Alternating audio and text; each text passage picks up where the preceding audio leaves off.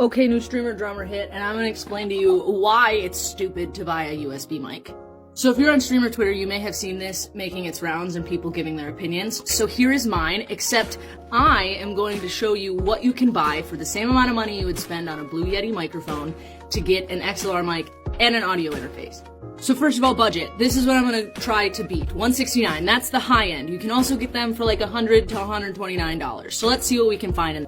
Okay, so first up, I would get myself an audio interface. This one is great. M Audio, M Track Solo, it's $50. Why do you need an audio interface? An audio interface takes your real life sound and it turns it into ones and zeros for the computer to understand. So you plug your microphone into this, and then you plug this into your computer, and now your computer can understand what you're saying.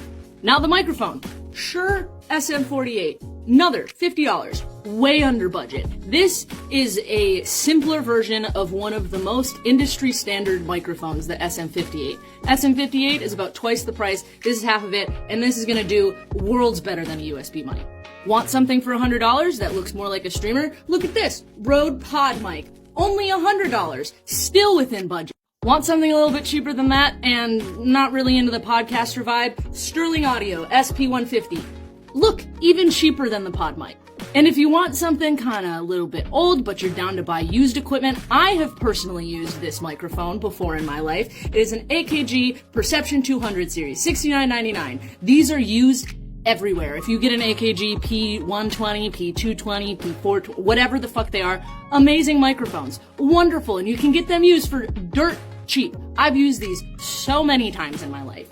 So my point here is that you can spend the same exact money you would spend buying a USB microphone, your stereotypical USB mic, on buying an XLR mic and an audio interface. And what is that gonna do? That's gonna make it so an audio interface and microphone components don't need to be smooshed together inside of a microphone. Because that's what USB mics are. They're audio interfaces torn apart and then shoved inside the casing of a microphone. You can imagine that they're gonna have to cut corners to try to make that work. And that's why they just don't sound good. Don't waste your money on it. Just buy an audio interface. I think I ended recording there, but just buy a microphone and an interface. It's fuck USB mic.